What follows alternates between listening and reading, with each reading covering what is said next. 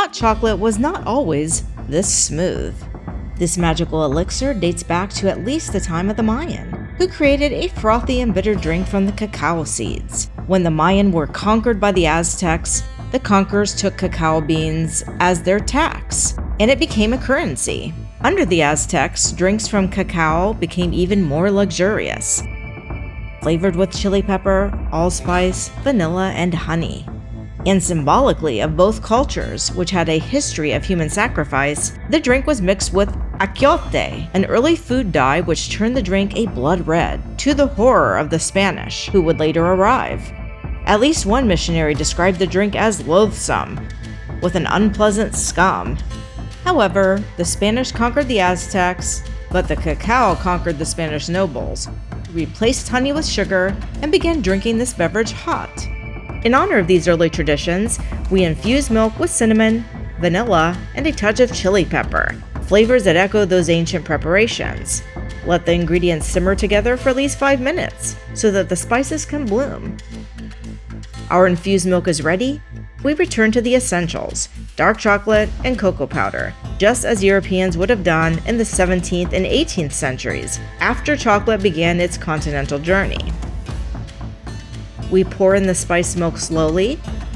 I melt our chocolate in a double boiler. Historical European kitchens relied on this method because it melts chocolate gently, preventing burning. By the 17th century, a drinking chocolate had arrived in European chocolate houses, adding ingredients like jasmine and musk, and eventually milk.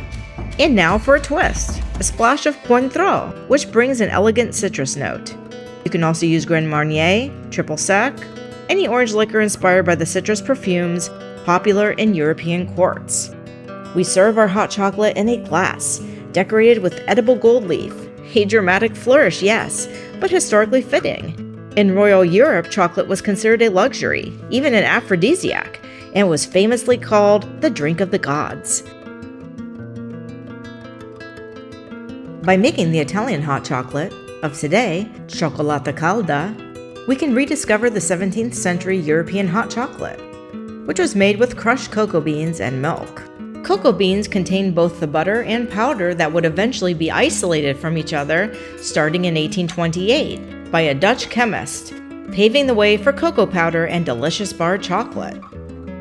But back to making the Italian hot chocolate. For the best flavor, choose a cocoa powder that says it has been treated with a broma process. This cocoa is also called alkalized or Dutch processed. This treatment reduces the acidity of cocoa powder, making it less bitter. It also reduces the caffeine content of the cocoa. We begin by heating the milk, almost to a simmer. Once the chocolate and cocoa begin to melt together, we add the hot milk, which accelerates the process.